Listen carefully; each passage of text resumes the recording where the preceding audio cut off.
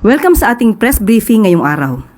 Simulan natin sa magandang balita na dala ng administrasyon ni Pangulong Ferdinand R. Marcos Jr. sa bagong Pilipinas. Bilang pagtupad sa pangako ni Pangulong Marcos Jr. ng abot kayang presyo ng bigas, inanunsyo kahapon ng Department of Agriculture na magsisimula na silang magbenta ng bigas sa halagang 20 pesos kada kilo.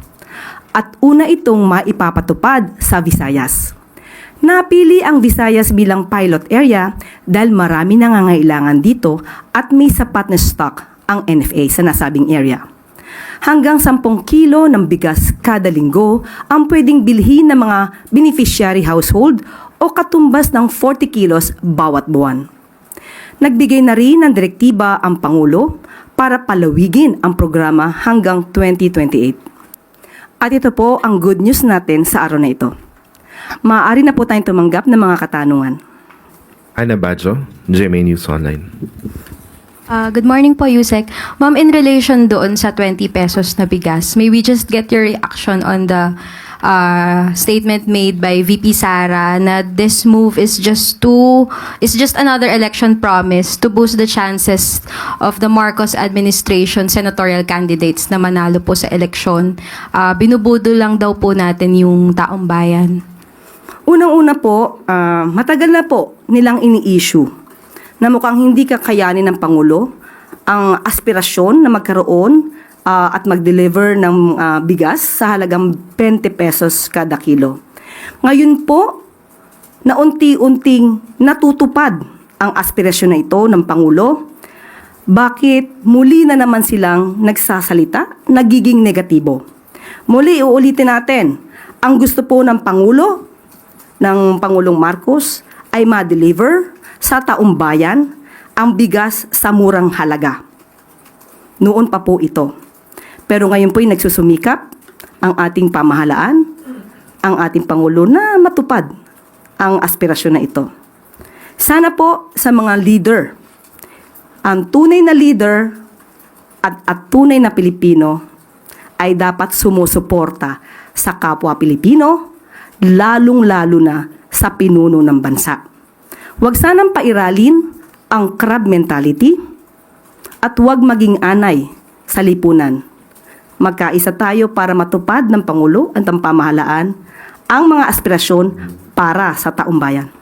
Pero ma'am, why did the government choose Visayas po? Kasi yung isa rin niyang sinasabi, given na vote-rich region yung Visayas, kaya ito raw yung pinili. Ano po yung basehan ng government kung bakit Visayas? Una-una po, na sabi po sa atin ni Secretary Kiko Laurel, na kaya po Visayas, unang-una po, maraming stocks po ang NFA sa nasabing lugar at sila po ang naunang magsabi ng pakikipag-cooperate sa Pangulo sa pagbibigay po ng subsidiya.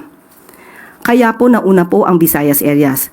Ito rin po ay pinatotohanan po ni Governor Gwen Garcia.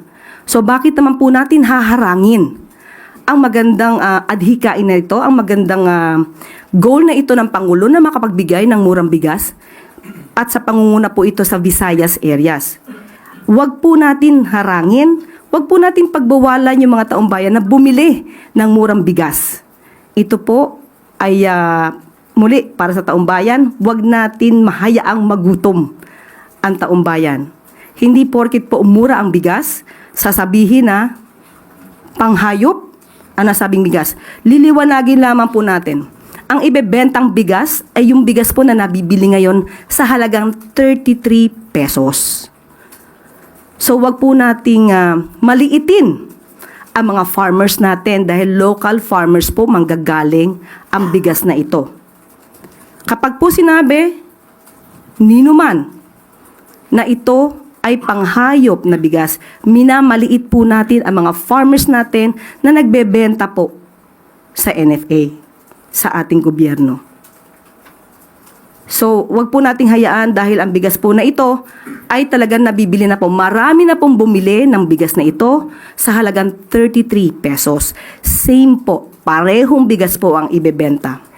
At ang sabi nga po natin dito, kung sinasabi po niya na wag magpabudol, tama po na huwag magpabudol dahil maaaring magamit na naman ito at masabotahin ng mga fake news peddlers, magpanggap na buyers at ipapakitang hindi maganda ang bigas. Tandaan natin, ito pong bigas na ibebenta sa halagang 20 pesos ay yung parehong bigas na ibinebenta sa halagang 33 pesos.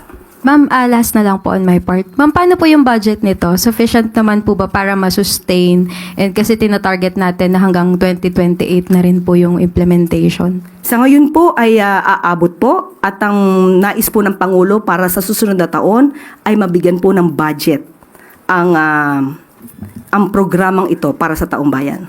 Thank you, ma'am.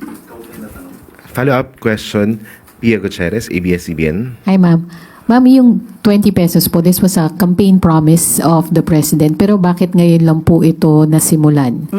Unang-una po, sa budget po, hindi po agad kinaya or masasabi natin na pinag-aralan kung paano ito mapapatupad. At ngayon po, nakinakaya po natin, hindi po ba dapat mas magpunyagi tayo? At kumbaga ay sabihin natin isang tagumpay ito ng pamahalaan para sa taong bayan. Huwag po tayo negatibo. Huwag po nating tignan na hindi maganda at sinasabing pamumulitika po ito. Sabi nga natin, noon pa po ito aspirasyon. So kung ito man ay natupad, maganda lamang po siguro nagkataon dahil ang Visayas areas ay nakipag-cooperate. At sabi nga natin, ang mga taong itim ang tingin sa kanilang paligid ay mukhang hindi makakakita talaga ng liwanag. So you're saying, ma'am, na ngayon lang nagkaroon ng budget for the 20 pesos rice? Hindi po natin sinasabi ngayon lang nagka-budget. Ngayon lang po na pag-araling mabuti dahil sa loob po ng mga araw, buwan, taon, ito po ay inaral kung paano po ito maipapatupad. Ngayon po, nakita po nila sa kanilang pag-aaral na maaari pong ibigay sa pamamagitan din po ng pagbibigay ng subsidiya. Ito po ngayon ay ating ipatutupad. Ma'am, kasi yung announcement came shortly after the President suffered a double-digit decline sa kanyang trust and approval ratings, kung saan tinuturo yung mataas na presyo ng bilihin behind the decline. Does this have anything to do with the announcement? Wala po. Dahil bago pa po nagkaroon kung anumang survey, rating ang napapakita ngayon, noon pa po ito pinag-uusapan. Nakasama po ako minsan sa isang pribadong meeting para po dito, para pa ipatupad po ang 20 pesos kada kilo na bigas. Nauna pa po ito na pag-usapan ng DA, ng NFA, bago pa po lumabas ang mga survey ratings na yan. Next question, Ivan Mayrina. Ma'am, follow up dun sa kung saan manggagaling ang pondo rito. Ang paliwanag kahapon ni Secretary Chu Laurel, kung ano man yung diferensya, 33 yung value, ibebenta ng 20. Tig 650 ang national at local. What happens to the fourth, third class municipalities who are unable to fund the difference? How soon can the national government shoulder the cost fully para maibenta po sa 20? Sa ngayon po ay pinag-aaralan po yung patungkol po dyan. Ang pangunahin po ngayon na direktiba po ay doon sa maaari makapagbigay ng subsidiya mula sa local government. At sinabi naman po natin, kung hindi man nila maa-avail ito, maaari naman po magpautang ang FTI, pero ito po yung sinasabi nating halagang 33 pesos. At maa-avail naman din po ng mga kababayan natin yung halagang 33 pesos through the LGU or FTI. At yun po din po ay pwedeng utangin po ng mga sinasabi niyo po na medyo local government na hindi ganun kalaki po yung income na natatanggap. Salamat po. Christian Yesores, DZ, Radyo 630. Yusek, siguro po, meron po bang directive o utos ang Pangulo sa mga LGU na just to make sure din po na hindi nga po magagamit ng mga LGU sa pamumulitika itong pagbebenta ng murang bigas bilang election season po ngayon at may mga takot po na baka ilang mga kandidato sa lokal na pamahalaan ang samantalahin yung pagbebenta ng murang bigas? Makikita naman po ng COMELEC ito kung ito po ay sa pamamagitan lang o ang reason po dito ay pamumulitika o dahil lamang sa pangangampanya. So hayaan na lang po natin ang COMELEC na siya po ang magsuri kung ito'y ginagamit sa pamumulitika at pangangampanya. Sam Medinilla, Business Mirror.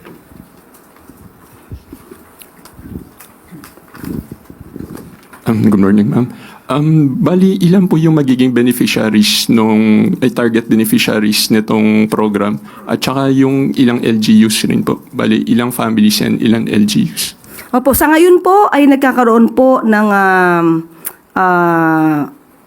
guidelines. Gumagawa po ng guidelines ang DA at madidinig niyo po sa kanila yung detalye.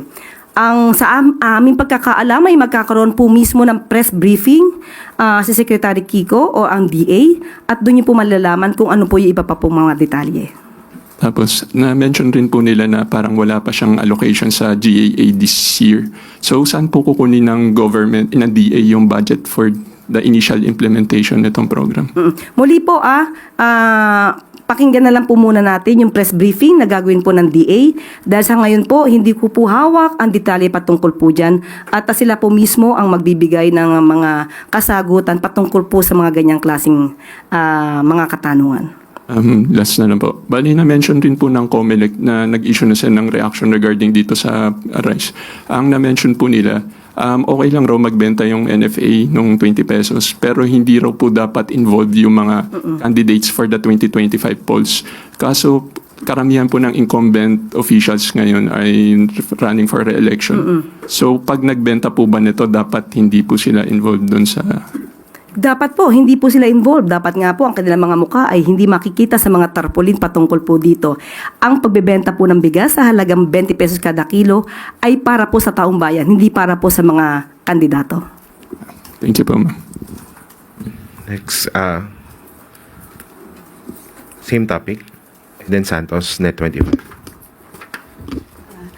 Yusek, good morning po.